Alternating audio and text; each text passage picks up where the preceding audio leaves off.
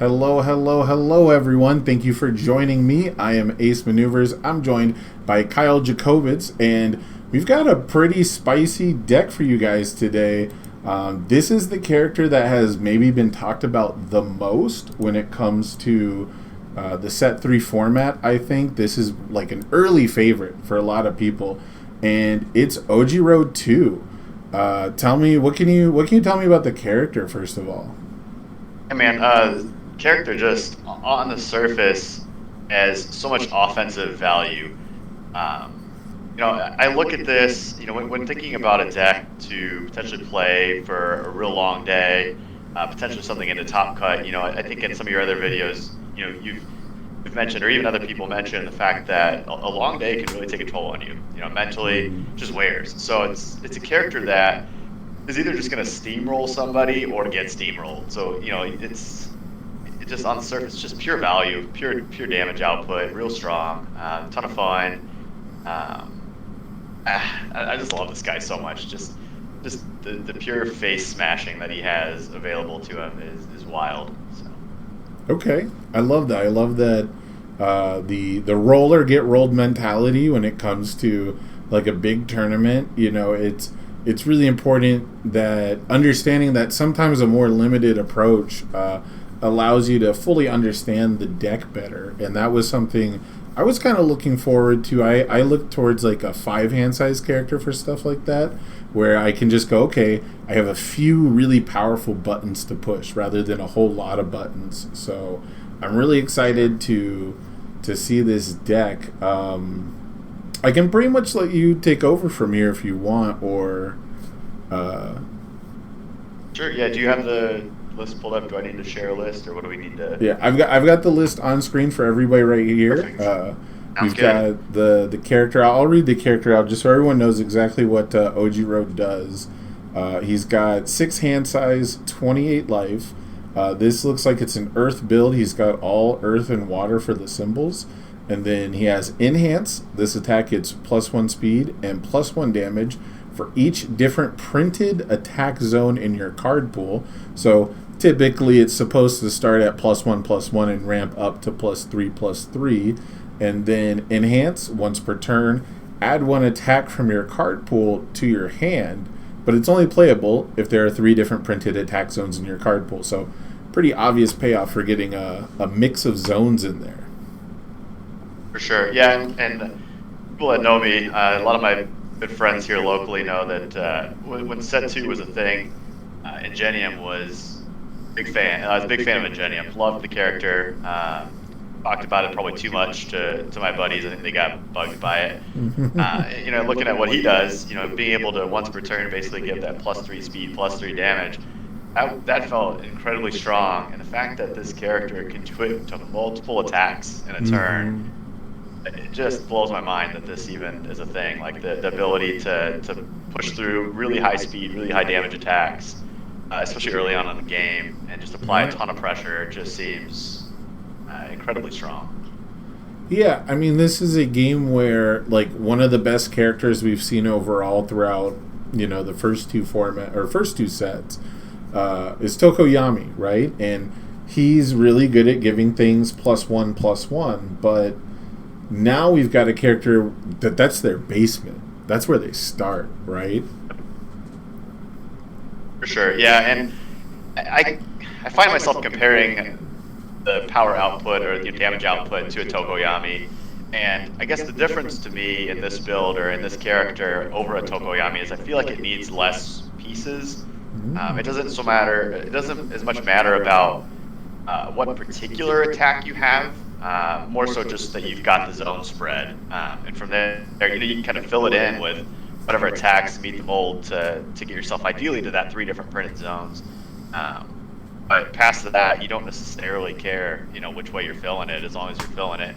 Obviously, there's going to be better ways to do it, better options you might have than others. But the fact that you're not looking for that one specific card to start triggering a combo or anything. It's just, well, I've got attacks and here they come, and they're coming in hot.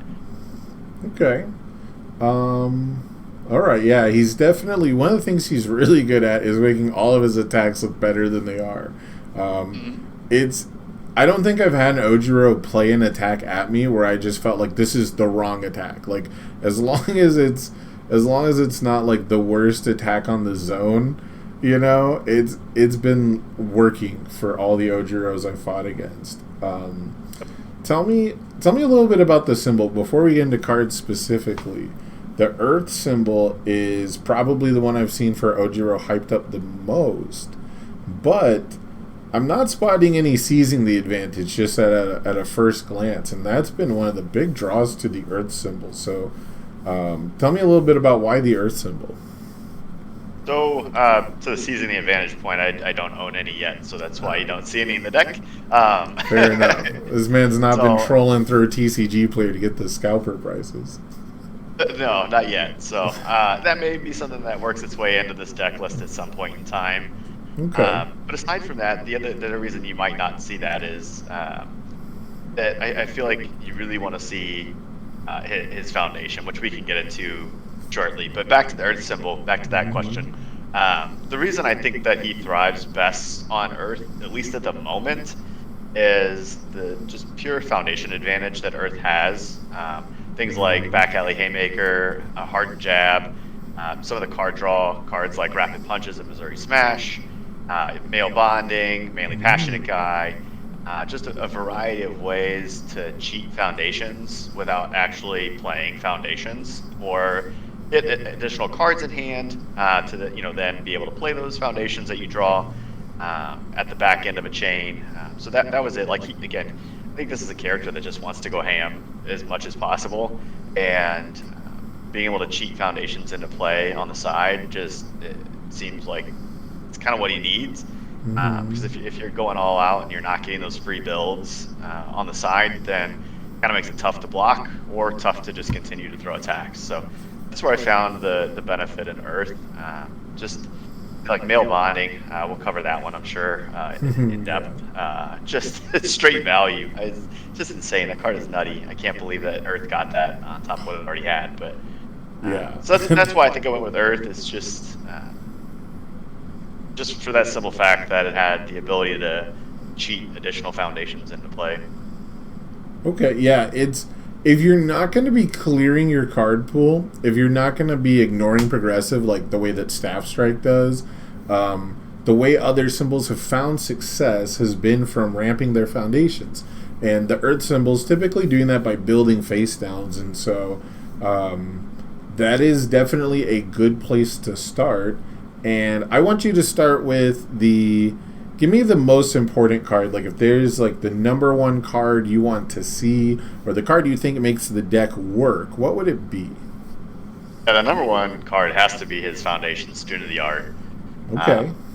I think the deck can function without it, but that foundation just allows you to go over the top. I mean, the fact that you can lead with really any attack, fill a second zone, and then you're going to ideally be picking something that you don't have in your hand. So that way you're on your second attack, essentially, that you're playing for turn, pecking for turn, you're now making the trifecta. You're getting that +3/+3 and allowing yourself to pick up another attack. So Student of the Art is like having another card in hand at all times, in essence. It's something you can cheat an attack into play without actually playing it. To buff any of your other attacks, and again, allow his once per turn to be triggered. I think the deck can function without it, but you'd certainly want to see it as often as possible, which is why when looking at this list, I've tried to keep it as tight as possible here. I didn't want it to grow too big because, again, I think that is a pretty critical part. So just trying to see that as much as possible, and that's why you don't see any actions in the deck or anything like that, because I want to open up a game with one of those in hand, hopefully, and get that into play as soon as possible. Absolutely, yeah. This is an innocuous card where the first time I saw it, and you see it at Uncommon, and it feels kind of character specific because it calls out Ojiro in the text, and it doesn't seem like a lot, but when you sit down, you actually play out the deck, this makes it so much easier to get the once per turn off. Notably, it almost flips for +1/+1 to all your attacks because it's going to increase your bonus from 1/1 to 2/2, and that matters so much in this game right now. I think it can't be understated. Just getting like that extra speed and damage out super early, and especially if you end up with only 2 zones. Typically where like you only draw 1 zone in your hand. Just having Student of the Art to give you the second zone purely for bonuses can make a massive difference. So I would agree there. Student of the Art, definitely like the card you want to open with for sure. Yep. Absolutely. Yeah, outside of that, some really good ones. It Can't Be Fixed is huge. We talked about Earth's ability to generate foundation advantage. That's a big one because either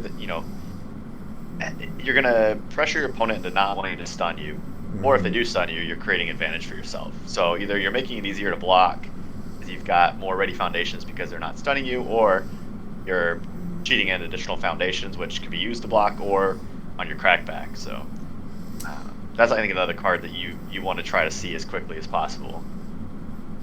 Yeah, it's really kind of funny. I was I was talking to people earlier today about It Can't Be Fixed for a long time, but it was for the standard format, so this is kind of a tangent, but I've been talking a lot about this card just because it's a +1 high block, and the Earth symbol, unless you really want to play Harden, like your high blocks are kind of few and far between, so this card is probably going to stay as a 4X staple until they reprint Resistance with like a high block or something. I don't know.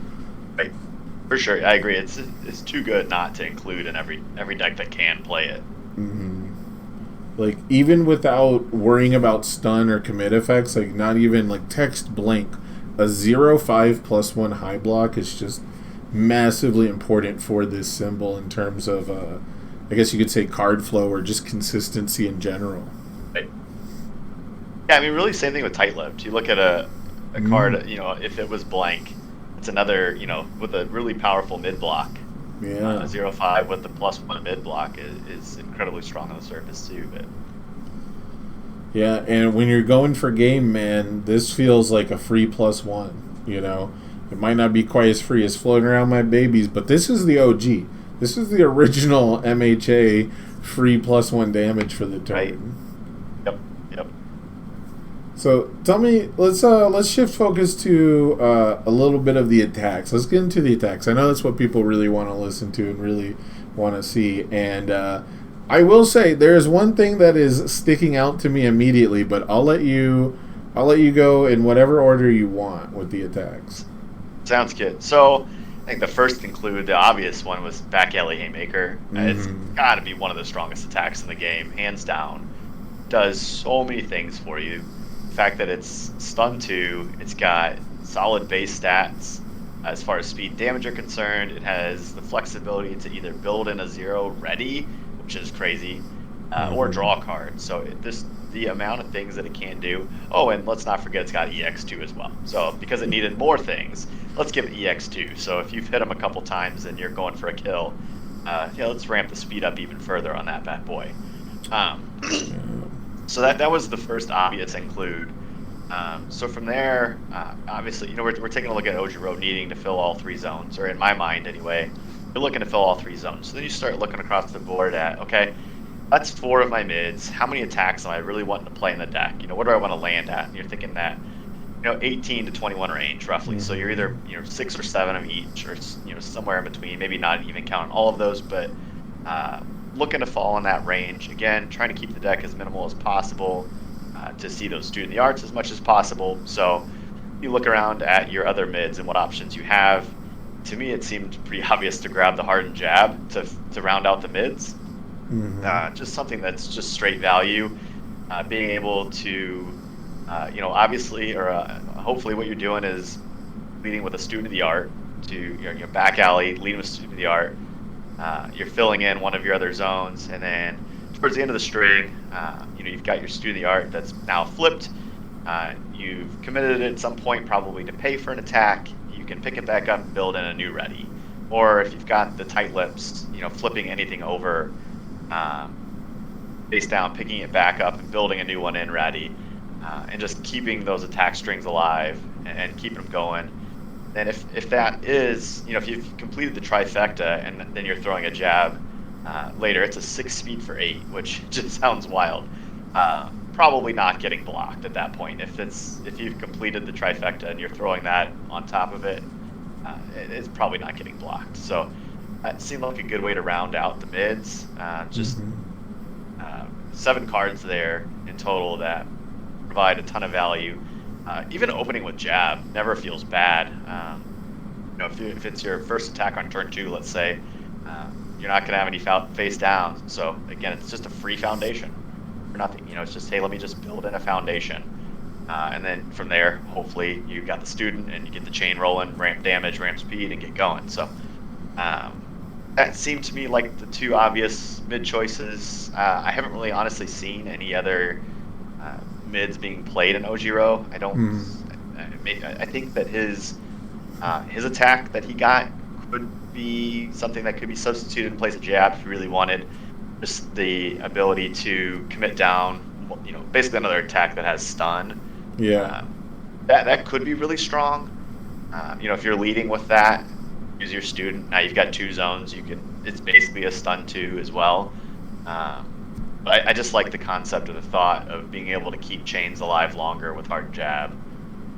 So that's where we went with that.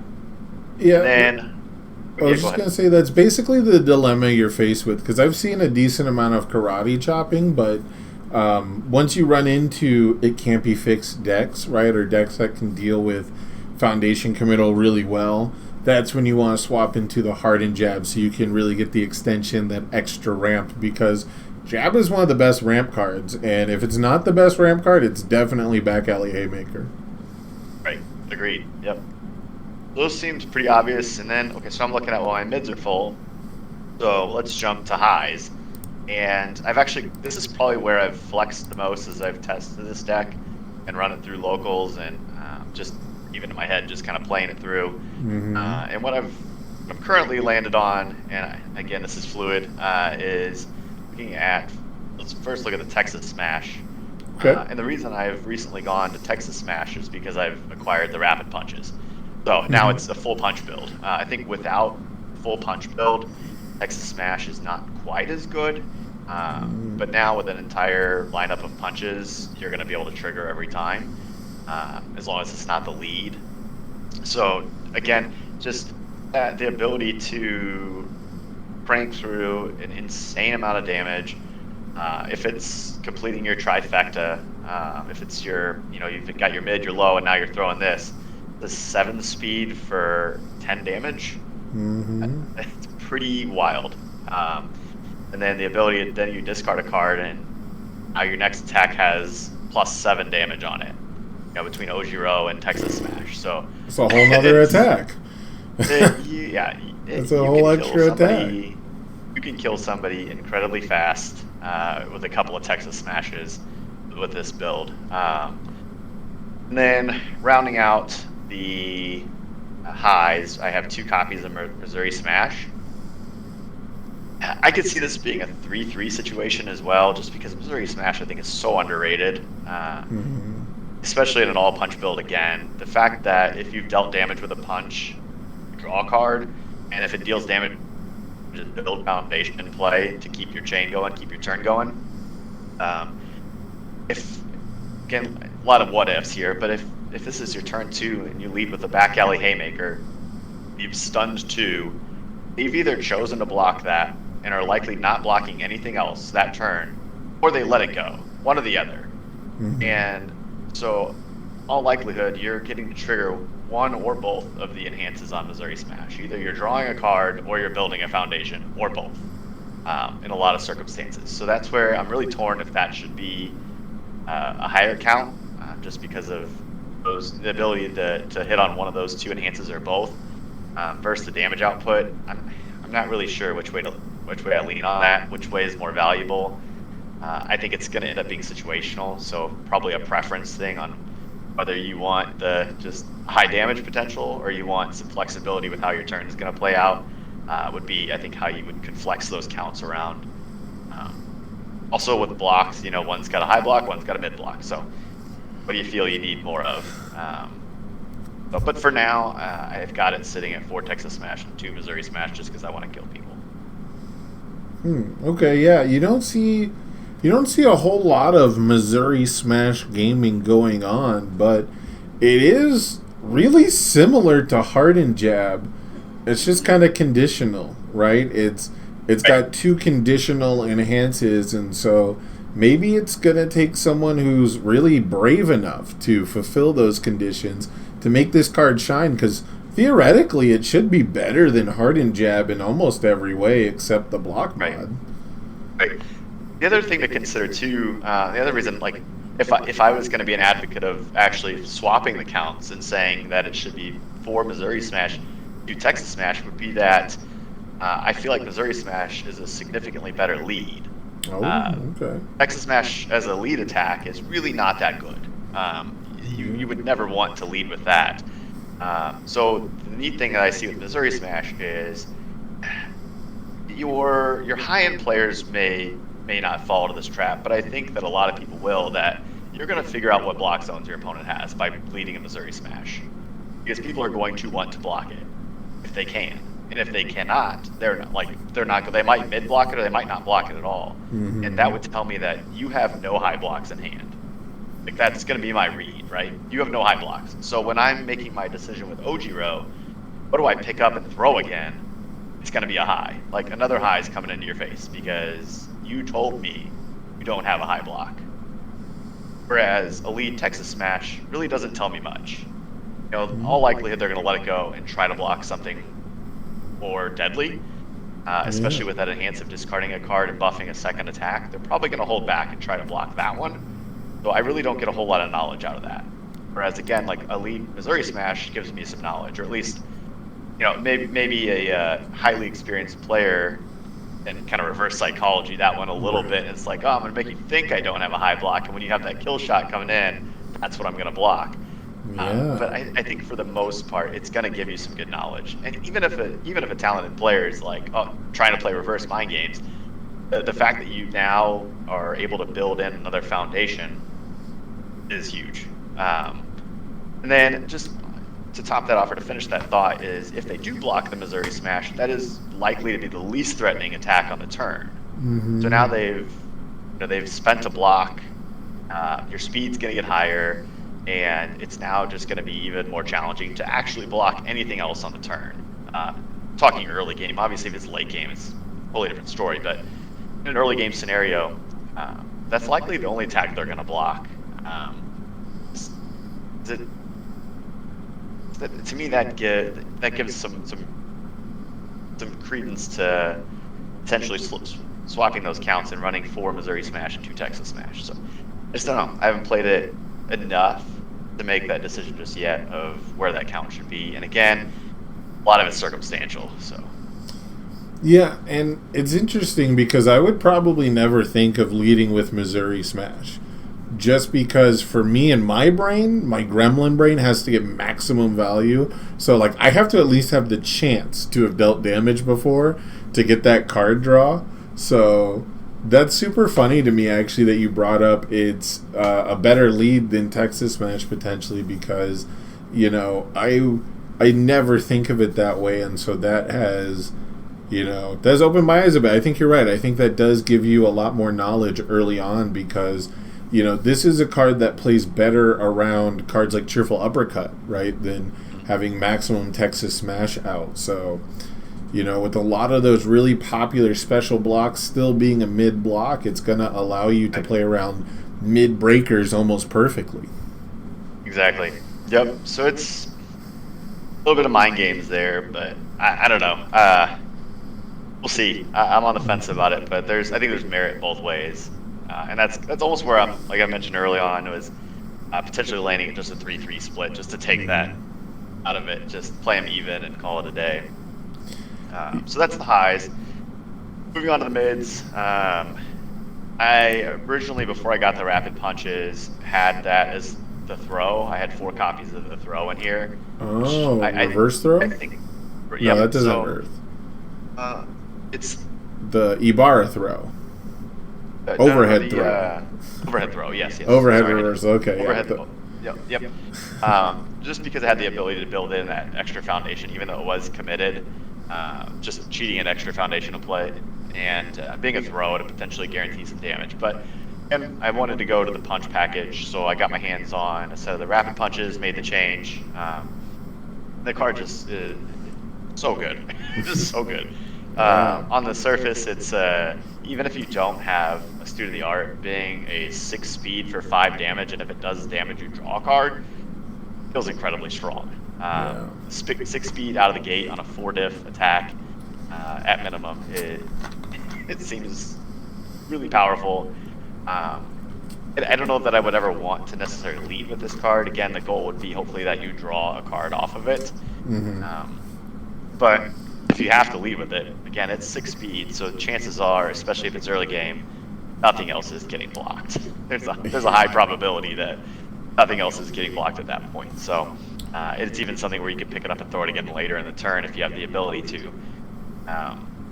So that's I think the ability to draw and the speed factor is why I have this as a 4. And then rounding out the lows, we have 2 copies of the Hardened Chop. This card is a menace. So hard. This attack is a fucking menace. It is. And it's so hard not to include more of these, just because of how good it is. But I think it's a 4 on the surface, but it has a higher likelihood of failing if if you're that tight at the end of a string and trying to kill somebody. Being able to check a 4 versus checking a 5 could come into play, and that's, I think, the only reason why I don't play these at even counts at 3/3 or something of that nature, or even a 4 chops and 2 rapid punches. Something like that is just the simple fact that it is a 5 on the surface. So you have to get it in, you have to get it checked, and once you do, then you have the ability, obviously, to destroy a foundation and build in a new ready one. Just the 5 on the surface is probably why I've limited it. It just kind of scares me a little bit when you're trying just to chain together as many attacks as possible. But it's secretly a 4 difficulty. But it does have the breaker block, which is nice.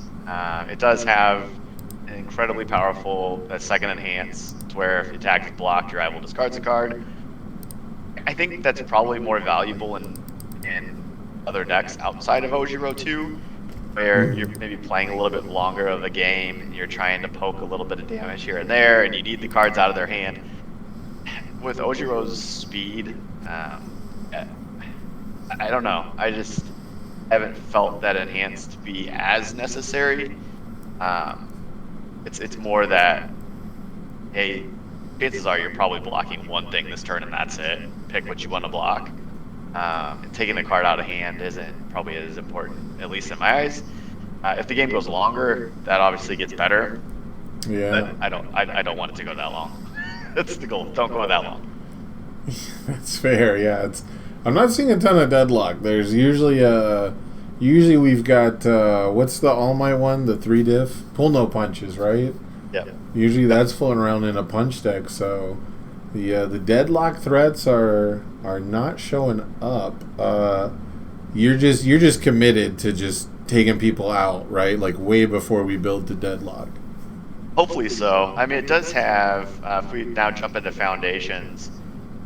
You do have Prehensile Tail at 2 of, which has the deadlock, which is incredibly powerful. The ability to commit to give +3 damage and a throw to your punch.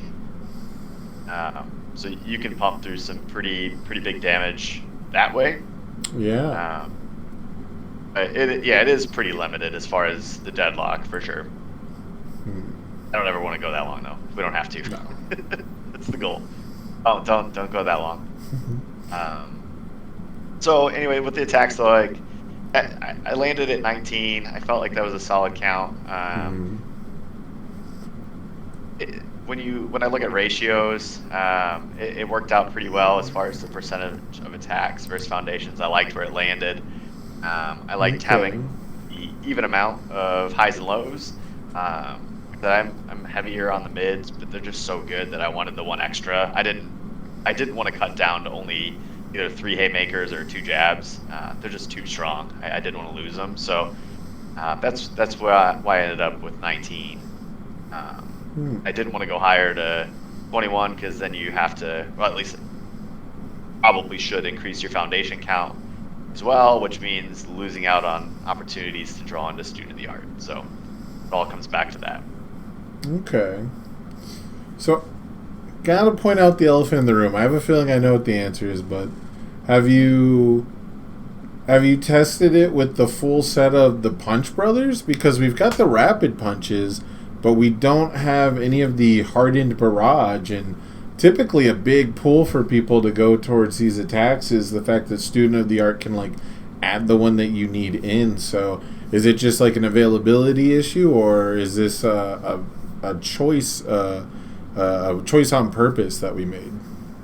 So both. I guess I don't own the high punch, and I also don't know that it's more valuable than Missouri Smash and Texas Smash. Can be. Yeah. Not always are, but can be. Again, the rapid punch, why I chose that one over the other punch is the simple fact that the response draws a card. I felt more valuable than flipping a foundation or unflipping a foundation. Okay. It's just on the surface, it felt like it provided more value. And then again, like just Texas Smash having the capability to just finish people off in a hurry by adding that extra damage in. Missouri Smash's ability to either build in more foundations or draw cards again. I felt like that overall had more value than adding a little bit extra damage, 1 extra damage or whatever it may be on a turn. Yeah, the big thing is a lot of our flips are defensive. So like unless we have multiple momentum, or we just need like more tight-lipped fuel, or we really want to add that extra +1 damage or +1 speed to all of our Punch Brothers attacks, unflipping a student of the art is pretty much only going to matter if you add another one of those attacks in, right? So I can see the choice to omit it. It's just not something you typically see. People have been really high on both those attacks. The main reason I don't, I actually haven't ended up running them on a lot of my testing is the 8 mid blocks. Having 8 + 2 mid blocks has really been a tax there too. So I'm digging the block spread for the most part. We don't have any low block attacks, but we have some really good high blocks. Right. Yep, for sure. Yeah, I don't know. There's merit to playing the high punch, bro. I don't know. It's probably just preference, probably personal choice. What do you like? And I could see myself trying it at some point once I got my hands on them, and just seeing how it feels. I don't know. 'Cause I'm really high in Missouri Smash. I'm so tempted to just up that count.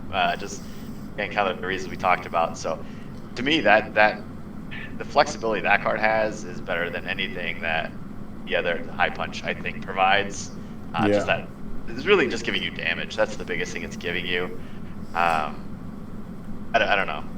I don't think it's wrong. I don't think going with that other high punch is wrong. Just not where I'm at right now with it. Yeah, I will say on average, rapid punches is almost always, if they're by themselves, rapid punches is almost always going to be better than hardened barrage. Having like a 5 low 4 is better than a 4 high 5, and then having like draw a card is going to blanket be better than unflipping a foundation. So, both punches is good, but if you're only going to run one, rapid punches is definitely the way to go. I think so. Okay, I think I'm seeing what you're putting down here. Is there anything else I should know about this deck? Is there anything else you really want to talk about with it? So I guess this all kind of stemmed, for me anyway, my love for this deck was, it started in our sealed event, our pre-release event. OJIRO just seemed like the obvious character in that format, with limited character choices, the ability to just add the speed and damage. it felt like a good choice in that format. So I went with it and went undefeated, and I was like, holy crap, this character is insane as far as an aggro character goes. And I took that, and some people may have seen, I actually put together a pauper list using OJIRO. And that was my second iteration of using OJIRO2, was a strictly pauper, commons and uncommons only. No starter cards, no rares, no promos, nothing like that. And I wanted to see how that could do. Hey, this character seems fantastic. It's not even used the good cards. Yeah, Student of the Art's an uncommon. It is. Right. So it's like, let's use commons and uncommons. Let's use things that people would readily have available in a bulk bin or a bulk box or whatever, and see how this does. And ended up getting second place at our store provisional with it. And again, just reaffirmed my belief in this character's strength, just how crazy powerful he is, and how really flexible the deck is. Like, as long as your balance is there with the attack zones, and your percentages are, right around where they should be, where you're not checking attacks all the time or something of that nature, I don't know that there's much you can do wrong here. There's probably better and worse, but the deck is probably going to work for the most part, and you're probably going to have some good success, particularly at a locals level, with just about anything, just because of that sheer damage buff that he provides is just crazy. On any attack, he doesn't even care. It's just, here's buff. Take buff. Eat damage, eat speed, have fun, catch. So that, that's where it went second, and then it was like, okay, now it's time to try to take it seriously. And I started to go through several different iterations of, okay, how do I integrate in everything else? What does it look like? What does that mean? How do the attacks change? And this is kind of where I've landed, is what we're seeing here today. And some of the draws that I think that Earth has outside of what we've already talked about was like One with Nature is crazy. Yes. Insane. So I wasn't playing this in early iterations strictly because I didn't have the rapid punches. So again, without the card draw, the idea of pitching cards out of your hand just didn't feel very good. So the added card draw, I think, makes the inclusion of One with Nature make a lot more sense. So before, it was actually Homage to My Hero is what I was using. This felt more stable, more sturdy than Homage does. They're very similar, but this one's definitely more cranked. Yeah, the fact that, so again, in concept, turn 2, if you've got a Student of the Art and a One with Nature in play, conceptually you can make every single one of your attacks, 4 of them in a turn if you have a draw card, 4 of them plus 2 harder. Like, you can basically say, you're not blocking any of these attacks. Did you just die? Yes. Like, it's crazy. And every one of them gets the damage buff too, so. Yeah, you quickly ramp up One with Nature with enough card draw to fuel it in OJIRO. You quickly ramp up to the point where you are doubling the speed and damage of your attacks effectively, and putting plus ultra blocks on a 7, and that's if they have nothing in their card pool. So definitely have been steamrolled by this combination before. Right. So that's a incredibly strong card, especially right now. One thing, one of the more recent changes that I've also made is the learning the standards in the main. So I think I fell into the trap of, like, okay, well, I'm an aggro character. I need all foundations that are aggro because my goal is just to wipe your face. Yeah, that's it. That's all I want to do. But the situation has come up multiple times between my brother and I, particularly. He's also been playing a lot of OJIRO, and so that we chat a lot about it and try to figure out, what can we change, what can we add, what counts do we need. And we differ quite a bit, actually, even at the end of all this. But it's every single time has come down to who won the dice roll in the mirror, and it just feels terrible. Whoever goes first has won every single time. Maybe we just suck. We probably do. We're probably just terrible at this game. But sounds like you're evenly matched, albeit in a weird way, maybe. Right.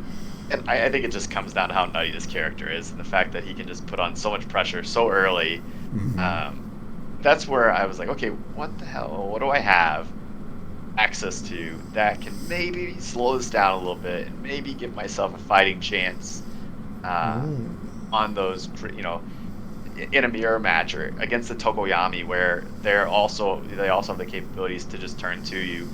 What do I even have? What does Earth have access to that can stop some of these shenanigans? And that just felt like the only thing. Like, it has to have learning the standards. That's a must. And I went back and forth if it should be a 3 or a 4. Landed at 3 just because of counts and percentages, where I like to be at with it.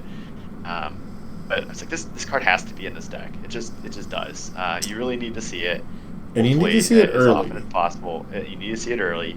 Yeah. And without it, can survive, but you're likely taking a ton of damage. And honestly, like, I've had people clog my pool before as OJIRO, and you can still crank through crazy turns because of the low difficulty attacks, or the ability to build in additional foundations or re-ready things along the way, essentially. So even with card pool clog, you're not guaranteeing that you're gonna stave off too much, but it helps. So that's where I've worked 3 of that into this deck, just hopefully giving me some ability to live a little bit longer. This deck doesn't need much; it just needs a small window, and if you give it that little window, then you're gonna have a bad day.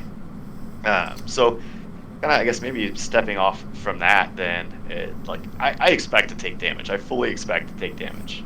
Cards like Male Bonding sitting in the deck, like, I'm gonna if this isn't all that threatening, like, cool, let it hit me. I'm gonna build in more foundations, and I hope for your sake you just killed me, because you're making things a lot worse on yourself coming into that clapback turn by giving me fuel. And another card that does that really, really well is Quick to Act. Being another 0 difficulty foundation that can be built in with Haymaker. Again, you're likely going to take some damage with this deck. It's not the most defensive deck at all. But once you get to where you've taken more than half, and the ability to just tack on even more speed, like, good luck catching this, because it is going really, really fast. This feels like a good value card. Yeah, OJIRO is kind of crazy. He attacks a lot like a 7-hander as far as just having that recursion built into his phase, but then has the best stats maybe of a 6-hand size character. I can't think of a character that's putting like 4 points of stats on every attack in a turn, and it's usually starts at 4 points and then goes up to 6. So it's I think if there was a character to just lean into like the full aggression style, it might be OJIRO2. The last time I was live and we were doing a deck list, it was All Might 2, and it was still pretty much like full aggression, but that All Might deck did have things like Breaker 2 involved, and a couple ways to seal things, and so he didn't have the most airtight offense, whereas I think OJIRO is a pretty airtight offense, especially once you slap down that one with nature. Sure. Yeah, I agree. Yep. Man, I'm just trying to think like the numbers in my head, right? Like, I'm thinking this is actually a 7 low for 8. This is a 4 diff 7 low for 8 hardened chop. I'm thinking of haymakers that are never less than 5 speed, and I guess there is speed hate, but you know what I'm saying. Usually hardened jab, at least damage wise, if it's ever doing work, it's late in a string, and OJIRO loves that. OJIRO's totally fine with that. So having a 6 mid with 1 with nature, it becomes effectively like 8 mid for 9 or something like that. All of a sudden, hardened jab is pulling so much weight. Yep.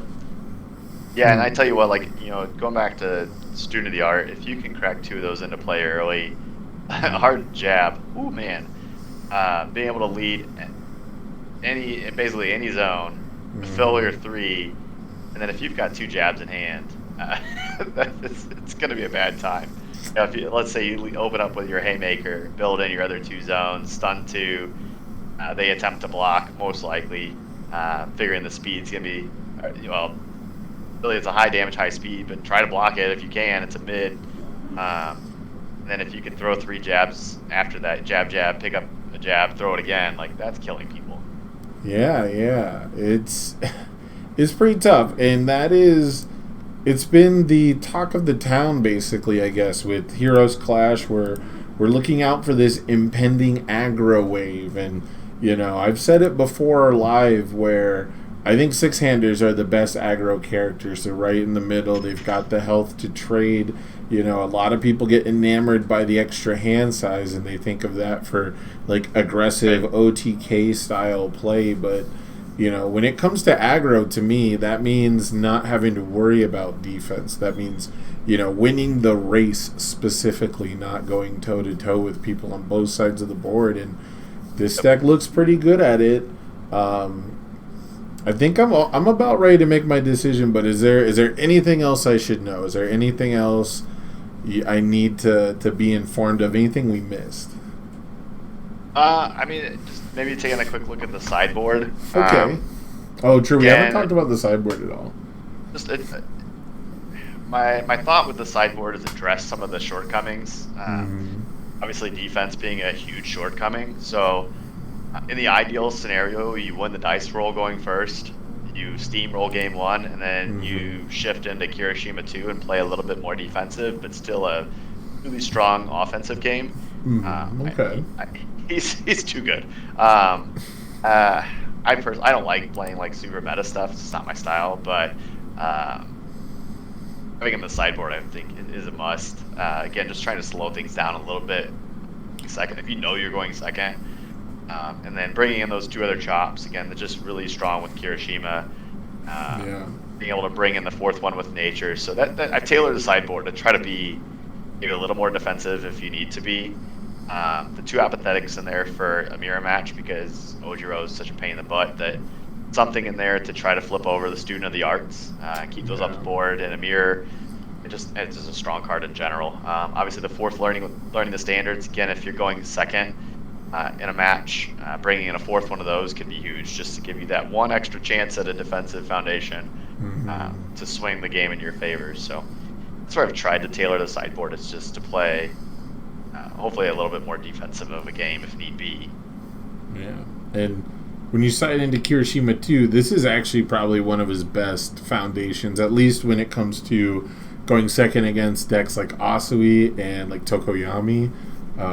This is a mistake I was making, where I was running this as a one of, because I saw it as situationally very good, but that situation was always early on, which means you have to be running like 2 to 3 of it to really see it produce for you, because on turn 11, learning the standards isn't going to be useful, because you either have enough foundations or you don't have enough life to make it work. So right. I'm loving the ratios on this. But yeah, I think that's probably the last little bit I have. Maybe I think the one foundation we haven't really touched on at all is someone with style. Kind of one that could be flexed. The reason I like it and the reason I've kept it is really the block zone part of it, being a high block. And then, what I've mentioned several times here, the ability to try to keep chains going, keep your attack strings going. And so being able to blow up something that you've already used, you've already committed, don't need it anymore if you're trying to kill somebody, and ready back up with someone's style to potentially pass another check, get another attack off, and get that kill done, is where I've had to leave it in. I've went back and forth of trading it out for something else, be it an apathetic, being it the 4th learning with standards, being it the 4th one with nature. There's options, but it's just like, man, I just need to see that card. I think too. It's just even on defense, if they want to try to stun you, having the ability to reduce their speed to 0 and make it easier to block. Some value there, so I do like that. I've had good value, but some people will disagree with that call, but I enjoy it.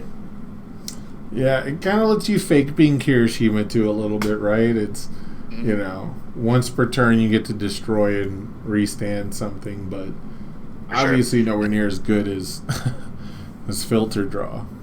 No, and I will say it was probably more valuable with the deck playing the overhead reversal, the throw.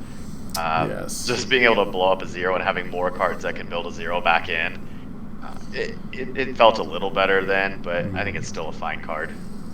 Yeah, and it's really important still against all these stun 2 attacks that Heroes Clash gave us, and the back alley haymakers, that you gotta assume you're gonna see that. I think back alley haymaker might be the most registered card at Nationals. I would not be surprised. No, I would not either.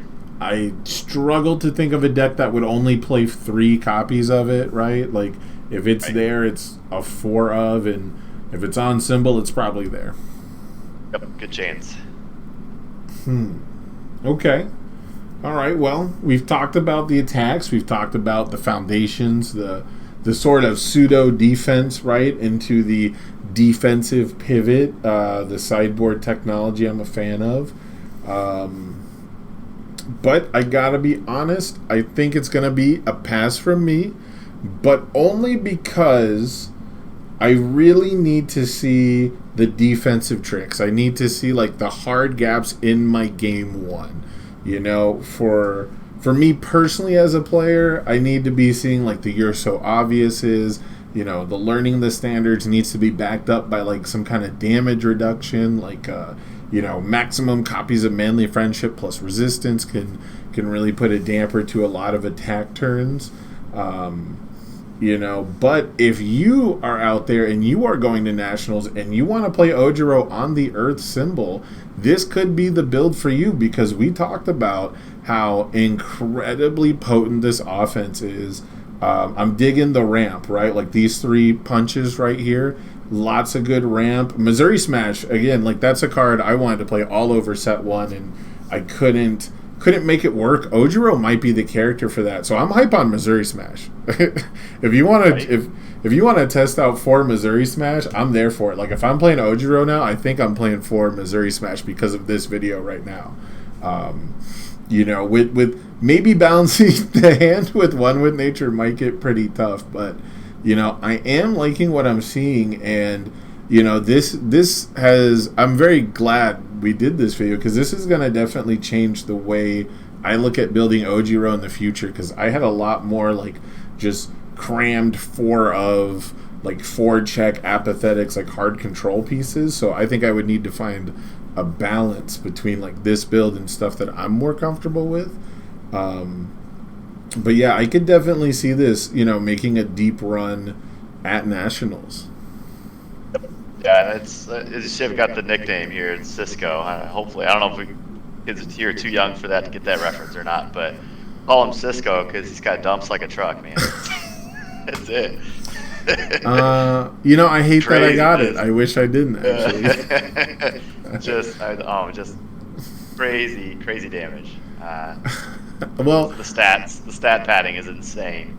I'm glad that's what it's about, because I haven't watched too much of the My Hero show, and I thought you were going to tell me that OJIRO is known for wearing a thong or something like that. No. So I'm glad it's about I'm glad it's about his damage output. Makes everything thick. Okay, it's getting a little after hours, all right? It's only 7:30. It's only 7:30 on the East Coast. Me, so yeah. But that's he's just so much fun. I don't know. Just if you are looking to play this deck, just touching back to one of the reasons I personally like this as a deck for a big tournament is that mental drain that you can experience if you're playing something with a lot of complex interactions and a lot of complicated decisions, where you're needing to go deep into games and you're needing to poke and peck, and that can really exhaust you in a long day. And you'll find yourselves not really playing optimally towards the end of the day, or maybe even early on, you might catch yourself making some silly mistakes. And this, really, as long as you sequence correct, it's gonna make up for some of your errors, or can make up for some of your errors just with that stat padding. You're like, oops, it's not the attack I meant to play, but it's got a +3/+3 anyway, so eat it. Most of your games are probably going to be over pretty quick, so you get that rest time in between. But yeah, there's definitely a defensive shortcoming here. So you're going to have to play a really good game, really solid game. Maybe get lucky. If you told me I was going to win every die roll, I'd be playing this deck, right? Yes. Yeah, so carry this all the way to Swiss Champ so that you can guarantee you go first. Yeah. And you pretty much just won everything. Congrats. Yeah. Losing a die roll hurts. Not impossible, but it hurts. Yeah. Well, I want to thank you for joining me, Kyle. I'm going to give you this opportunity. Do you have any shout-outs you want to give out or anything you want to address the community with while you got the spotlight? I really just want to say, so I'm new to my hero is my first experience with the Universus engine here, and I've absolutely loved it. I would strongly encourage anybody looking to get into a game to try this one out. It offers so much. Like it's just insane how fantastic this card game is, how complex and deep it is, how many choices you can make. I love just sitting there and just fiddling around with deck building. The game is so fantastic. So to me, I appreciate the opportunity to jump on here and talk about the game because that's all I want to see is content out there, good content. I want to see people interested in the game, talking about the game, telling their friends about the game. Like, let's get this going. Let's get people into it. The more people that play, the more people that have a love and a passion for this game and can spread that to other people and just continue to make this a fantastic game. That's kind of what I'm all about. So. I love that. I couldn't have said it better myself. Well, thank you again for joining me, Kyle. And yeah, man, you're welcome. If you pilot this deck to a top 8, you got to make sure you shout this man out. Okay, I'm pointing the wrong way on stream. Right, there we go. For sure. It's the right way on Discord. It's the wrong way on stream. But yeah, if you pilot this deck, make sure you give this man a shout out now, right? If you're piloting the 4 rapid punches but no hardened barrage, you saw it here first. All right. For sure. All right, I'm gonna let you go, man. Thanks again for joining me. I had a blast. Thank you. I appreciate it. Everyone have a good one. All right, have a good one. Oh, and I disappeared again. All right, give me 1 second, fellas. I'll get better at the Discord, the Discord interviews. I should be able to bring myself back up by just doing this one. No. Oh, we got a lot of baldies in chat. What is it? Okay, what is it with card gamers being bald? Y'all gotta help me. Please tell me. There is an epidemic. Oh, I might have a second deck coming up for you guys. I might have a second guest. Don't go anywhere. We're trying to get it set up. You look like Eddie Munster if you have it grown out. Hey, that might be a look, though, bro. People might want to see that. Who knows? That might be a look. Eddie Munster might have been pulling bitches. Who knows? I don't know if I could say that on Twitch. All right, let me see if I can get Barry in here. Let me see if this will work. All right, I can pop myself back up at least for a moment. Right. Oh, hey. Oh, there we go. It worked. You're live, by the way. You're live. That worked a lot faster than I thought it would. Let me turn you up. Hey, how's it going? I'm good. How are you? I'm hanging in there, man. Thanks for joining me. I know it's a little rushed here, but I had to get the... If for those who don't know, if you start Discord before you start streaming, it won't pick up through normal means, and then if you do it the other way, you can't do the call. It's weird, but thanks for joining me, Barry Everson. We've got Judge top 8 right in Orlando. Any other accolades before we jump into it here? None that I can think of off the top of my head. Top 4 of Orlando. Top 4. My bad. Top 4. Top 16 Origins, but they only went to the top 8. Yeah. But those are also the only RLEs I played in. Oh my. Sorry, I just saw the deck list pop up here. Okay. Alright, this is going to be a spicy one. So before we jump right into the deck list here, I do want to give people some background info, because this is the first time you've been on the stream, Barry, and you've been hanging around for a minute. We've talked and watched some old Magic, actually. Some I think it was Modern that you were playing, and So you've been around with card games for a while now. How long have you been involved with the Universus system? I started when Street Fighter released, which was early 2016. Okay, all right. Street Fighter was a very interesting time for the game. Street Fighter was almost in a way supposed to be like the first MHA sort of set where it was definitely meant to be played with itself. It was very good if you just played Street Fighter cards with Street Fighter cards, but it was definitely in a very different design place than like all the cards kind of before it, and then pretty much all the cards that kind of came after it. But I still look back pretty fondly on that set. Yeah, I like Street Fighter. My favorite character from Street Fighter, unfortunately, I never got to play. Dan Hibiki never came. There's still a chance in the future, and I was surprised. I thought for sure, I thought Dan Hibiki was going to be in that set. They had like the whole character reveal thing, and they had like the 2 extra spots or whatever, and I thought for sure Dan was going to be like the promo box topper. I was hoping. He's my favorite Street Fighter character. Yeah. I was hoping, but never happened.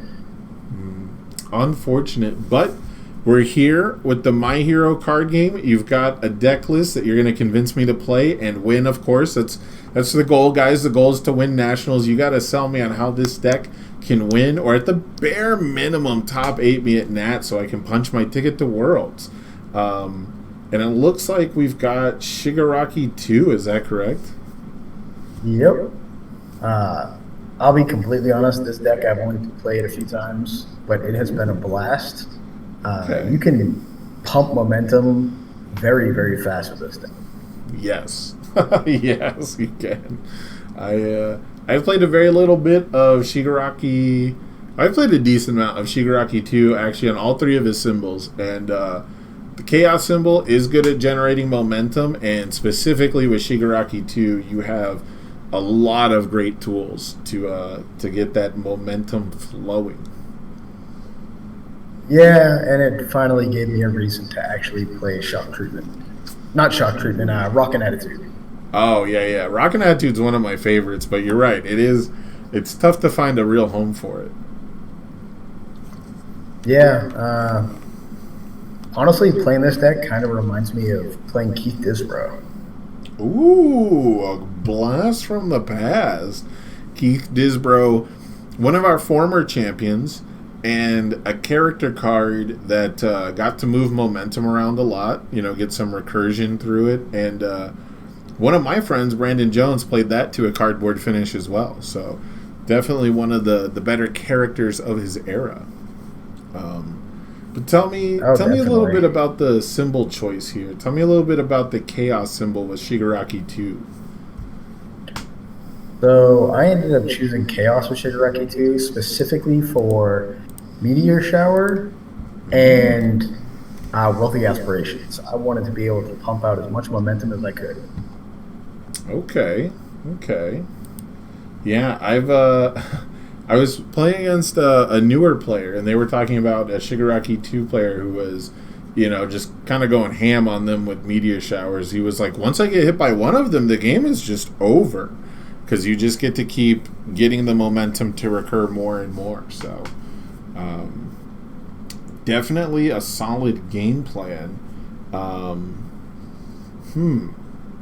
Yeah. Go ahead.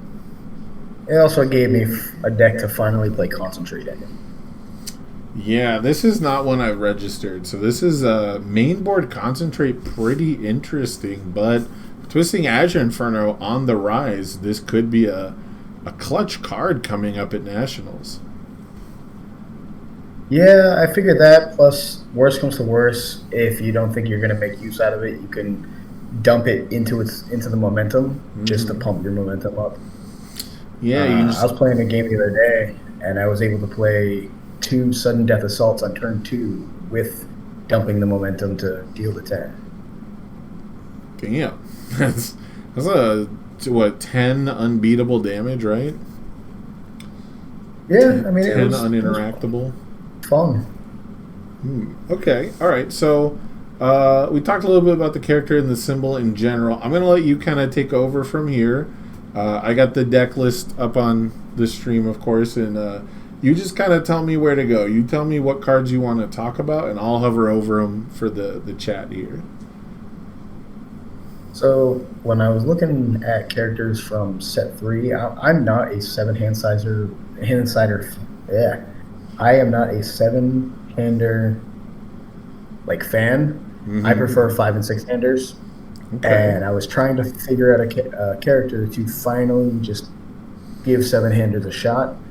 And I wanted to play something that was going to be fun to play and could still a lot of damage and play defense. And I think the defense on Chaos is really good. You get cards like Nothing to See Here. You get Training with Gunhead. Release is probably one of the best defensive tools in the game. Yeah, pound for pound, Release is nuts. Oh yeah, I built this deck because I was looking into it and it had plenty of defensive options and a ton of offense. Okay. All right. What would be let's start with, what do you think is the most important card in the deck? That's how we started the last one. If there is like one card that you said really makes everything tick, or is just, integral to the success overall, what's that one card that you really want to make the deck work? I'd probably say Meteor Shower or Wealthy Aspirations. Okay. Yeah, those two cards are fun. Yeah, Meteor Shower you did kind of talk about at the very beginning there, yeah, so that makes sense. Meteor Shower is it's super annoying early because it's got good stats, and then late game it's just like, it's Dredge. It's basically just Dredge, right? That is also pretty much why I like this deck, is because my discard pile basically becomes a second hand later in the game. Yeah, okay. It clicked for me now when you were talking about Meteor Shower at first. Now I get it. Now I get it. Yeah. I like it. All right. So what else can you tell me about here? We've got a lot of 4X attacks in the deck. I wanted the deck to be able to not have any struggles like passing checks. Mm-hmm. So you've got 4 requesting assistance, and then Successful Results is probably one of the best cards that has come out of set 3. The fact that it doesn't say once per turn is ridiculous. Yeah, this is almost like a legacy effect, where for a long time in a lot of sets we would see Enhance, discard 1 momentum, ready this foundation, playable while committed, no other restrictions. And a lot of times those foundations do get passed up. It's kind of a secondary mode to a lot of them. It's like a nice little bonus that it's usually tacked onto a really solid other effect, though. And now we've seen it where it's kind of the primary effect, but the decks that are going to be running it, those symbols, Air and Chaos, are really going to... They've been waiting for this. They've been waiting for this effect to come back, because there's plenty of times where I can shoot up to like 4 or 5 momentum and have nothing better to spend it on than readying this foundation every single enhance step. Yeah, in a deck like this where you want to be able to machine gun out Meteor Showers and filter through cards with Double Jab Pummel, being able to ready your foundations over and over is a very strong effect, especially because Shigaraki's face basically allows you to pump momentum in, which allows you to pump the momentum out to keep ready. Yeah, it's kind of funny too. Yeah, you commit it for the cost to get that momentum, and it's kind of like insurance on your opponent's turn. If you absolutely have to get that foundation back, you can 1-for-1 trade that resource back, and it's like we never committed it. But if our opponent just builds and passes, we just got to bank that momentum. So it's like a low risk investment. This is kind of like momentum insurance fraud almost. Pretty much. it just allows you to play really strong defense and keep pushing your offense, which is one thing that I really liked. Yeah, okay. Granted, this deck is not what I would call refined or tuned at all. I threw it together and just played a few games locally. But it's been just this base list has been a lot of fun. Yeah, okay. And it's performed pretty well. How would you say this deck does in the late game, like into Deadlock? Late game Deadlock, this deck does really, really well, actually. Being able to use successful results, double jab pummel. Oh yeah, you're just passing all your checks in Deadlock, huh? Oh yeah, the ready to. And all you need is you can review and review and review your meteor showers. As long as you have one meteor shower, you're almost always going to have every meteor shower in your discard pile. So in this deck, late game, it's pretty much one card equals 4 cards. Okay. Yeah, it's pretty nasty, right? We've not really had a character who can accrue this much momentum, unless maybe it's like potentially a Denki, but Denki was going to be like rebuying these from his card pool a lot of the time. This is kind of the first character where you can just almost like one for one keep picking one up, and then if you've got wealthy aspirations rolling, you get to start removing them and not even face the progressive difficulty. So I am liking what I'm seeing. Tell me about indiscriminate shock in this deck. This is not something I've seen. I think in like a top cuts list yet. I haven't seen too much of it overall in events. Why indiscriminate shock? So I really like indiscriminate shock because it allows you to push out even more momentum, and almost nobody wants to block a 5-low for 2 because something bigger is coming afterwards. So by discarding one momentum with indiscriminate shock, you can turn that into, +3 momentum for the one card. That's a Detroit smash. Yeah, pretty much. It's a discard one momentum, end up with 3. That's a Detroit smash, folks. Yeah, and if you have wealthy aspirations, you end up with 4 momentum, or I really like finally having a deck you can also play 4 wealthy aspirations in without having to worry about the unique, the card that's sitting there. Because a lot of times when you play that card, it'll sit in your staging area until you can finally use it. This deck, you can use it almost every turn without even trying. Okay. Let's see where we're going. I played a game the other day, and I was able to, on turn 2, end with 5 momentum, and I only played 2 attacks. It was fun. I liked it. It's pretty crazy. How often would you say you're resolving the discard 2 momentum enhance, remove? It's remove 2 momentum from sudden death assault. I haven't played a single time where I wasn't able to resolve that. Okay. Every time I played that attack, pretty much every time I played that attack, I was able to use the effect. All right, okay. Yeah, this is the one I've been kind of iffy on. In the Shigaraki list I've played, I think I put it at like a 2 of because it was super, like all of my builds have been super greedy for 5 diffs, but I like this one a lot because Sudden Death Assault's your only 5 difficulty, and it's going to remove itself. If you think about it, right, you're almost like paying 1 momentum to burn your opponent for 5, and then the 1 momentum from the Shigaraki enhance that you would have used to remove it anyway, it now just does it faster. Yeah, and being like its first enhance, if you're going to block it with a big block, the check gets -3. I actually like using this attack as like my 3rd attack. I don't like using it first. So they usually have 1 or 2 cards in their card pool, which will essentially give their check, -4, -5. So I can pump it with some of the momentum that dumps it in. So instead of removing 2 momentum plus the 1 for discarding it from the card pool from Shigaraki, I could also it also replaces one of the momentum because it's almost always going to hit because the check's getting -5 essentially at that point. Yeah, definitely. That's true. Yeah, I didn't think about it that way. So that card can turn into 5 damage on the enhance, plus anywhere from 4 to 10 damage depending on what effects you have in your staging area. All right. Now, follow up. How often have you used the Powerful 3 on this card?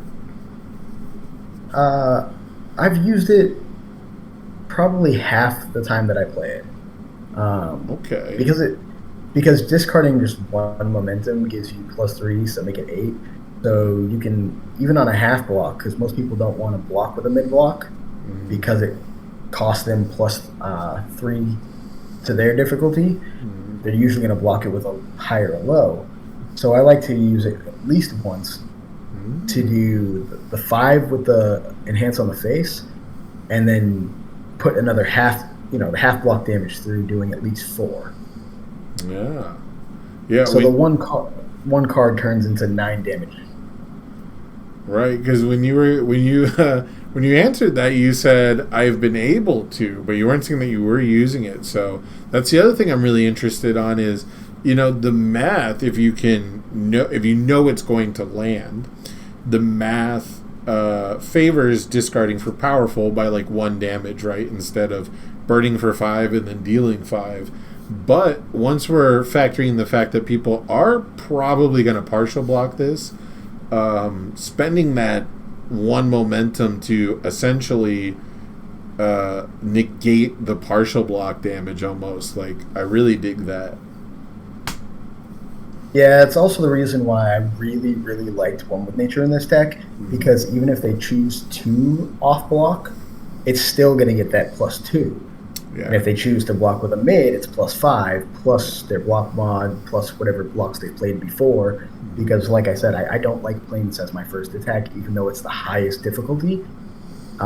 That's why I really like requesting assistance and successful results in this deck, because I really, really like playing this later on in the turn. Yeah, you can kill someone really easily later on in the turn with that card. Yeah, if you're printing momentum and you've got 3 momentum total and a 1 with nature out, this attack becomes nearly impossible to completely block.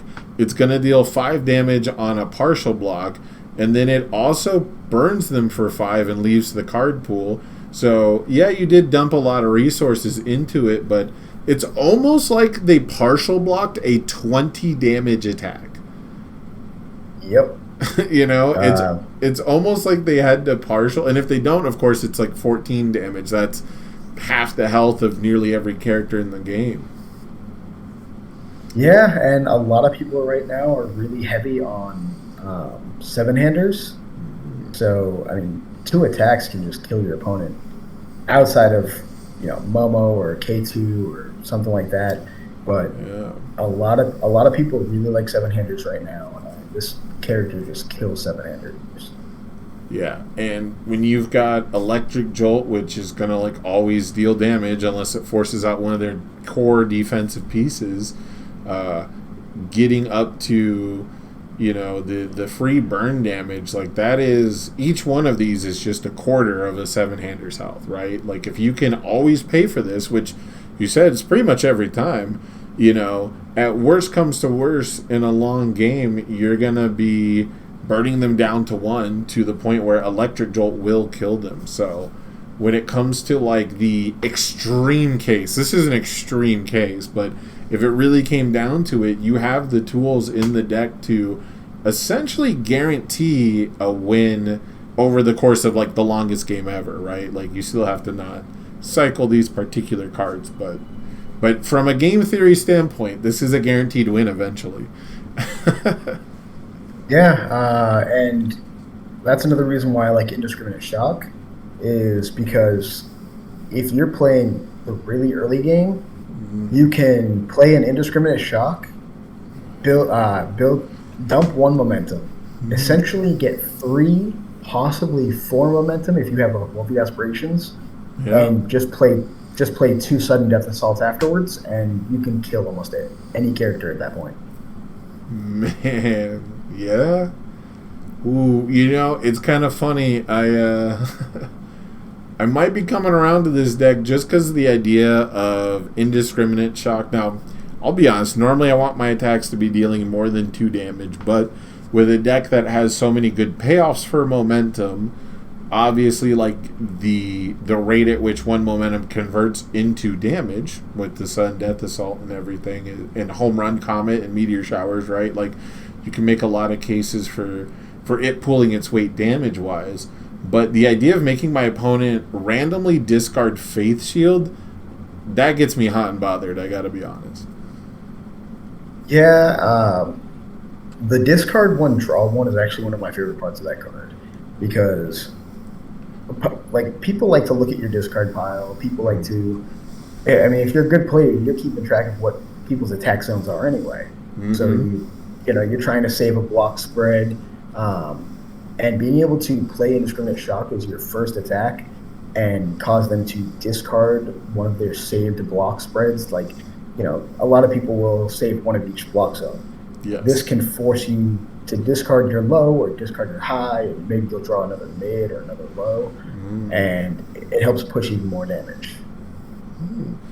And it's the only low attack in the main board. I'm sure we'll talk about the sideboard in a minute here, but one thing to note, if they're scouting your attack lineup, Indiscriminate Shock's not something you really want to be holding a low block for, and if you're making them discard a random card and draw, replacing it, and then they're also being forced to hold a low just for this to prevent crazy free damage, that's pretty good hand economy you're forcing onto your opponent. Yeah, and it's a 5 speed low, so it's not the easiest thing for people to block, even if they are holding a block, because the average block zone for low is +3. There's not very many +1 or +2s out there.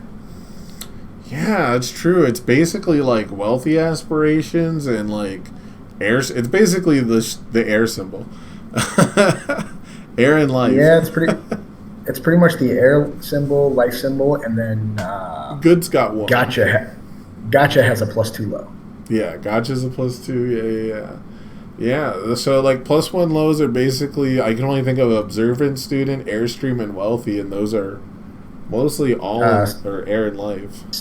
Self-sacrifice. And self-sac. Yeah, so Good Life, Air Life. Yeah, it's But these are also cards that people prefer to have in play instead of holding to save for +1 for 2 damage. Like, not many people are really saving a low block that is stronger in play, like self-sacrifice, to block 2 damage.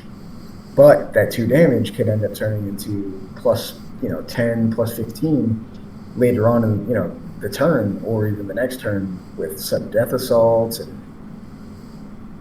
it just, that Indiscriminate Shock can actually just turn into a lot of damage. Yeah, it's kind of crazy. It's hard to argue with, poke for 2 and it just generates so much momentum, triple your momentum output. Man, I kind of want to see this deck in action actually a lot. Just because it's got like a very nice string style offense that can kind of stop anywhere. As long as you've dealt like some damage, you kind of get to peel away, because dealing that 1 damage should net you a momentum, and then it will also trigger your character ability to get a bonus momentum. So just dealing damage once to generate 2 momentum for a later turn, that's not really like a play pattern other decks get to take advantage of. Yeah, I really like this deck for poking on turn 2 and going for the kill on turn 3. Like playing either an Electric Jolt on turn 2 into an Indiscriminate Shock, and then just building 1 or 2 and then blocking allows you to essentially, you can get 5 to 6 momentum on turn 2 with those 2 attacks, And then going into turn 3, that 5 or 6 momentum can turn into, a bunch of attacks and a bunch of damage if you have meteor showers, double jabs, sudden death assaults, or God forbid you draw, 5 attacks and one of them's a home run comet. You can kill almost any character on turn 3. Okay, yeah. Home run comet gets real big. That is definitely. Yeah, this is the one I was interested because home run comet's weird. It's not one you want to typically see a whole bunch of, but it feels weird to only run it as a 2 of. But I think that's the right number. That's usually where I settle in a lot of my lists because this is not the one you want to poke with most of the time, right? Yeah, honestly, home run comet, I don't even want to see it until I'm trying to kill my opponent. So I felt like 2 was the right number. With Shigaraki 2 being a 7-hander, you could make argument for 3 of them and just go up to 23 attacks. But I don't know. I don't really like going above 22 attacks in pretty much any deck. I think that's like the high count that I ever want to go for. Yeah. They also tend to end up in my momentum when I play decks with Rockin' Attitude, because that +1 mid block, you're just like, all right, let me get this momentum now, right? Let me save some life, block this stupid ass haymaker on turn 2, and get a momentum. Yeah, like Rockin' Attitude has been a lot of fun. I really like that card, but I really like the fact that this deck also gets to play Frozen and Shock Treatment as ways to deal with defense when you're on the offense. The deck has just been a lot of fun. Plus, Cool Student allows you to play really good defense and push your offense on your turn if you start to slow down a little bit.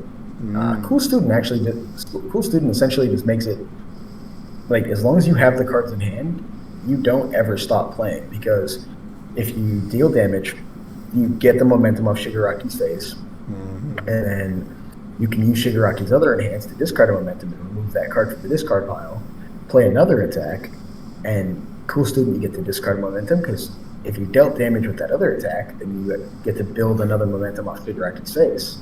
So it just allows you to just keep recycling and getting +2 if you're trying to just string out long strings and then end with a home run comet. Yeah, once you've got that doubled up sort of momentum where it's like everything you're gonna play, because it's pretty much all 4 divs, it's always gonna be on a 5, and then if you get +2 to it, it can't fail because we're not running a 2 checks, and if we have that additional momentum, we get to remove that progressive, and so as long as we can pay for both, you literally can't fail a check, so you're free to tap all your foundations to keep generating momentum. I love it. Yeah, the deck has been a lot of fun. Okay. Let's talk a little bit about the sideboard here, because we've talked pretty much about the attack lineup. We've talked about most of the foundations. Everything we haven't talked about, it's pretty self-explanatory, right? Like, Confused hates on all these attacks that are gaining keywords. Requesting assistance, staple, basic training is a new staple. It's got tons of stats and a solid deadlock threat. Let's talk about the sideboard here, because got a lot of one-ofs in the sideboard. So when it comes to sideboarding, I'm a firm believer in that I like to build my sideboards in 2 different ways. Okay. Way number 1 is you can completely change the deck and kind of throw curveballs at your opponent. Mm-hmm. My favorite way to sideboard is actually just play extra copies of cards that are already in your deck that are very handy for specific situations. Like training with Gunhead and Confused are both really good against throws. Mm-hmm. Irrefutable Force of Nature, Confused. Confused is also great against stun decks. Concentrate is just in there. If you play against Bird, you have that other Concentrate. It's really, really good. Plus, if you play against a deck that's playing the heavy lows, it's just another +1 low block. Yeah, true. Yeah, it's one of the, we were just talking earlier about how many +1 lows are there. I guess Chaos sneaks in there too if you can run Concentrate. And once again, air symbol, best symbol at blocking low. Yeah, it's a lot of fun. Like Concentrate, I think, is a really strong card. Yeah. Okay, and then of course we've got Cool and Tough, which is the new set 3 card that, it doesn't really protect your momentum, but if your opponent tries to make you discard it, you get to see what it is and then decide if you want to add it back to your hand instead of sending it to the discard pile. Playable while committed, probably the most important part about that, because you don't really want to blow a ready resource for that, but once it's committed, which our character does for cost, it feels much more free. Yep, and it's also got that deadlock enhance. If you play against characters like Momo, who like to go to the long game, you get to just ready something of theirs to ready 2 of yours. Because it doesn't say that haven't been ready this turn, so you can ready things that you really want to keep readying, like Irrefutable Force of Nature. That's really, really good to be ready. Yeah, and that Momo player wanted to blow it up anyway, so if you ready it, it's probably not going to be a big deal. Yeah, pretty much. And then the other oddball card in the sideboard is Cheerful Uppercut, but that card I just think that card is amazing against spring decks. It's really good against decks like Sero. It sounds weird, but that card is amazing against Sero.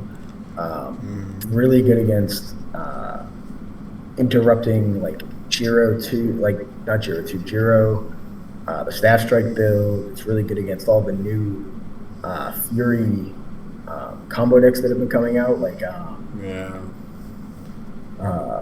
Bakugo Fury combo deck. Now that it's got Gigantic Explosion and Stun Grenade, yes, those decks have been gaining in popularity. So Cheerful Uppercut just helps to disrupt those.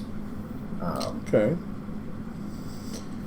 Yeah, this was the one I was kind of surprised to see in the sideboard, not in the main. This is the one where I was like, oh, this is like our fast low. Like, it's got the same speed as Shock, but, you kind of have to dump momentum into it to make it that much more impressive. And, the defensive response is really, really strong in our format. So this is the one I was a little surprised to see coming out of the sideboard. Is this just not that good on offense for you? Is it not? It doesn't fit into the flow of the deck?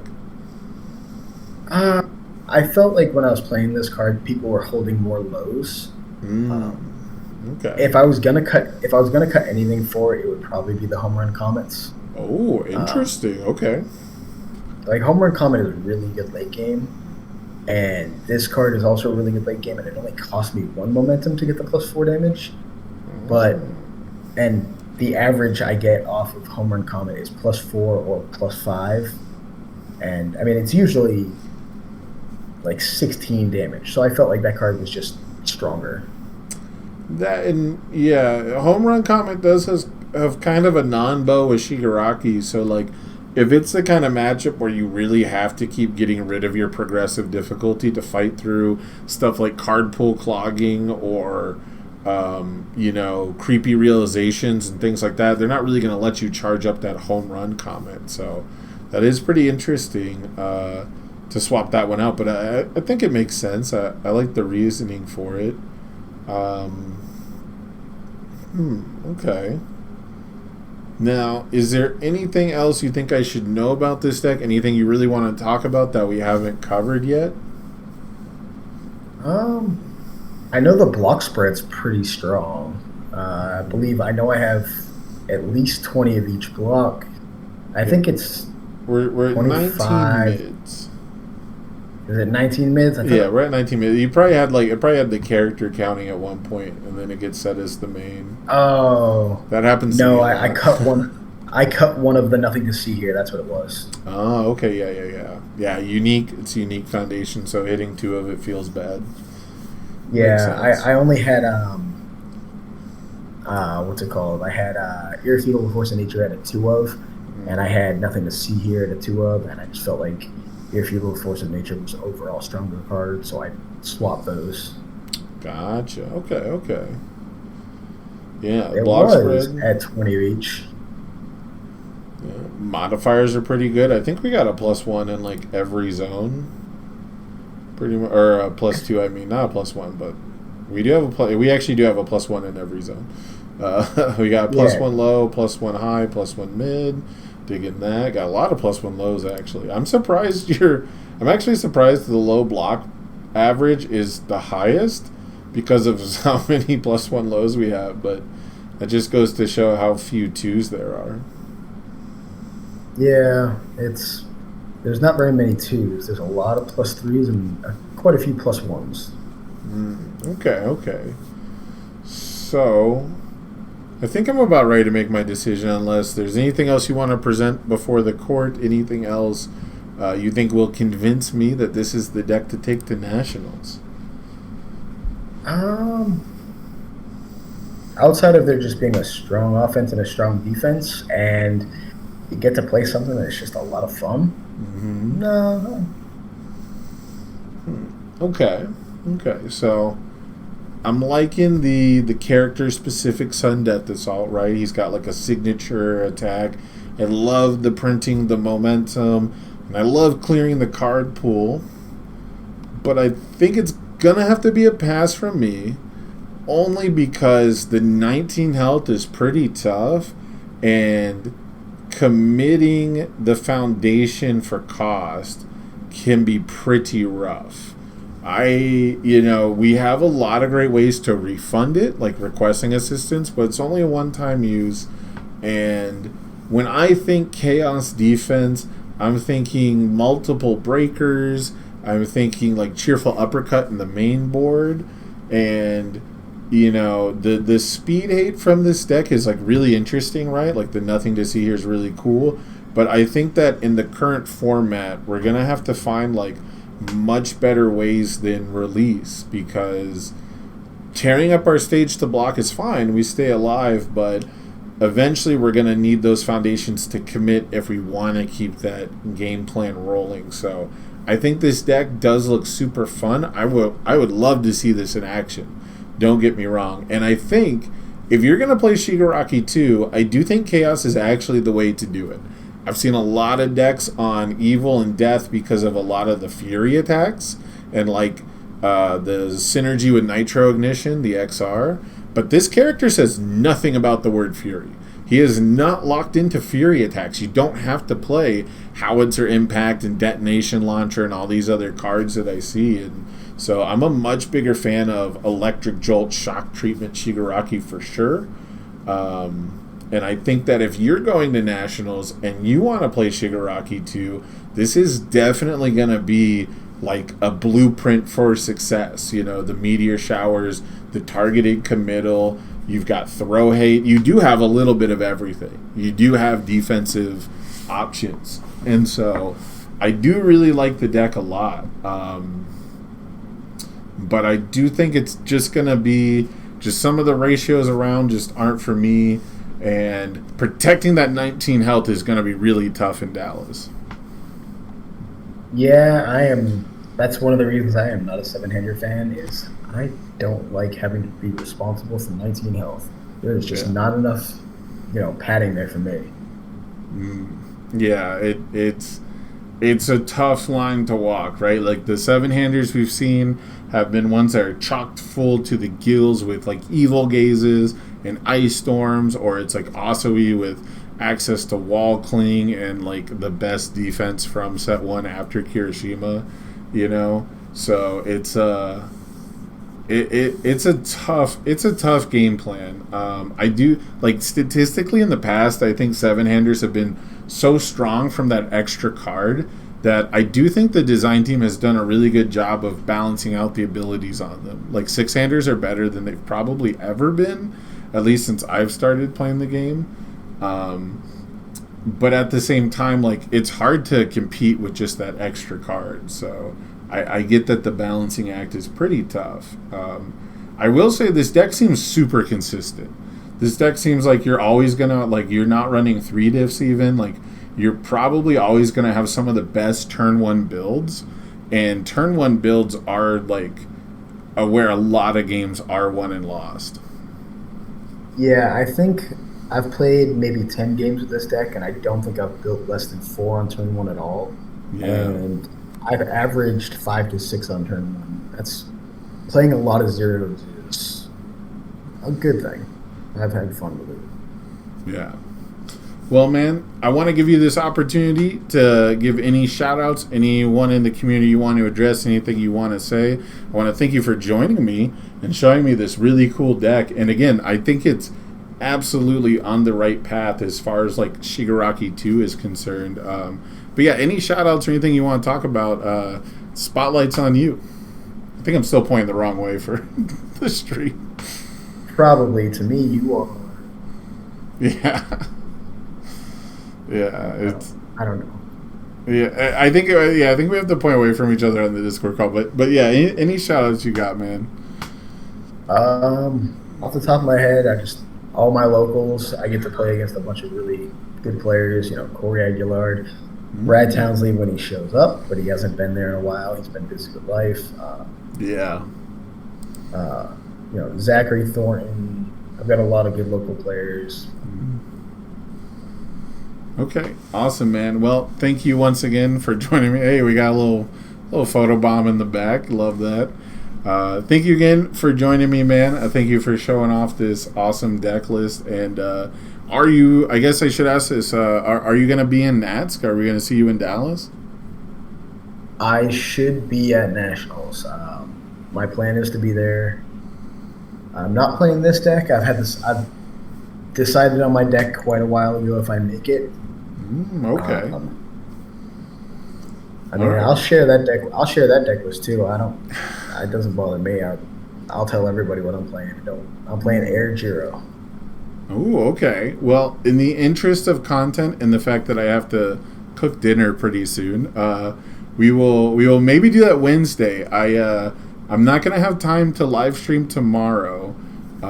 And I wasn't able to get a couple people fit in last night, but Wednesday is going to be the final night that I'm going to be doing this stuff, because Thursday I'm getting ready. I'm flying out to go to Dallas, so that way I can be there, you know, Friday morning for a standard sunset. So if anyone wants to join me on stream, talk about a deck that they want to pitch, I do see Corey motherfucking H in the chat. You did miss the Tailboy. We did pass on the Tailboy as well, but it was a very sweet deck and very interesting. It was very different than I was expecting. But if anybody wants to join me, just hit me up on Discord, send me a DM. We can get it all set up here. And Wednesday night, I'm going to be hopefully running through the rest of the queue that I've got. But yeah, Barry, thanks again for joining me, man. I really appreciate it. Not a problem. I'm surprised you actually didn't do this for the standard event as well. Well, you know, when it comes to that, a lot of people are just really playing comfort picks, and you know, when it comes to like competitive drive, standard is a lot of deck builders bring up like crazy kooky combos that are really specific to them. I think it's less about people trying to like find what's really good or optimal, so much as people taking the opportunity to play their absolute favorite like style or like their favorite card. A lot of people are playing like Twisting Azure Inferno plus 54 actions or something, so like that's a deck that people are worried about. I myself just landed on the deck I'm gonna play for Nats. It's like probably the smallest deck I've ever played. But I basically just took my Terry 1 list that I won the Retro Series event with, and I just took all the cards that are still legal and then filled in like 10 cards that make the gap, because like 5 of those cards are banned, 5 were from Retro and they're not legal. And I was like, all right, I'll just take all the cards that worked and just fill the gaps in, and I'm just playing something really close to something I like. I don't think it's going to do any well, so... Yeah, and then you got to find a character that fits, because Terry not being legal. Yeah, I figured Siegfried was a trap. I played it at the last standard event and got milled out by a Bison deck, but they banned the cards that really make the Bison deck work, like Evil Bow. I tried playing the Bison deck actually, and not having like the Evil Bow engine made the deck much worse. And so I feel okay with the Siegfried pick. I'm not playing any of the self-mill stuff that I originally had in Siegfried that really hurt me into a mill deck. And the main thing is, if these people playing Twisting Azure Inferno don't build foundations, they can't cancel the Siegfried enhance, so they can't buff the damage ever. That's my game plan for that deck. That is true. I didn't even think about that. Yeah, they'll have to choose to go second. This will be the first time I ever played a tight 60 in a standard event. I think I'm at like 62 or 63, and I had to bring it down from 70. So I'm at 68 right now, but I was actually talking to, I believe it was Corey, and I mean the whole purpose of my deck, it makes perfect sense that I got to get it down to a tight 60. Yeah. The deck does one thing. That's it. One thing, and that's all. So I'm gonna figure out what to cut. As of right now, it's only at like 28 foundations. Mm-hmm. Yeah, and that's really the thing is, not only was it like everyone's kind of pressed for time with Nationals coming up, but I think a lot of standard decks are going to be similar, where they're really trying to do one thing. They're trying to do one really good thing and protect that as much as possible. So, or try to do it as early as possible in the case of Twisting Azure Inferno. So, while I am super interested in decks that people are going to be playing, as far as like pitching a deck to me, probably wasn't going to go over very well, because people would be pitching me like 7th Cross characters that they have like an attachment to through BattleCon, or someone would be pitching me like Johnny Cage because it's their favorite pet deck and it has every single foundation that he can possibly build into his stage or something like that, or I guess now you would just play Recovery Girl because she's strictly better. I don't even know if she's strictly better. She's way better. She builds everything in uncommitted, so she's just better. Yeah, I was hoping that like the damage pump and damage reduction from Johnny could matter, but you could just build in foundations that like reset damage. So yeah, I think you're right. And fun fact, Recovery Girl can build things off symbol, right? So you can just like play Guardian's Final Duty and you can just play attack wipes and build. So being able to build in, like in standard, you get to build in things. Like, I don't even know how to say that. I haven't looked too much into her, but the fact that she does get to build everything ready is great. You get Guardian's Final Duty. You get the Dark Side of Karma. You get to start at every foundation in standard that has the same response trigger of after you take damage. And it doesn't matter what symbol it is. You get to just play whatever of those that you want. They could be after you take damage, your opponent discards. It could be after you take damage, your opponent has to play a non-attack card. It could be after you take damage, you get to draw cards. Like, she gets to build homage in this format if she wants to. So, Yep, and she can take damage, build homage, same response trigger, draw a card. Yep, so... Anyway, this is going to turn into a standard podcast. We're going to get off the rails, but going into Recovery Girl in My Hero, one of my locals has been having a lot of fun with Recovery Girl and playing for So Manly, because you can take damage, respond So Manly, respond Recovery Girl, build another So Manly, still the same response trigger, So Manly again. Yeah. Yep, that is probably one of her better foundations. I like her with childhood. We're getting off topic. I gotta go. I gotta end this review. I do. Thank you so much. We could sit here and talk for hours, man. But I gotta take off. It's 8:30 here now. I gotta start getting things prepped. But thank you guys for joining me in the chat. If you're watching on YouTube, thank you for watching on YouTube. Drop a like if you liked it. Subscribe if you haven't yet. And I've been Ace Maneuvers. This is Barry Everson. Pointing this way, sorry. We'll see you guys next time.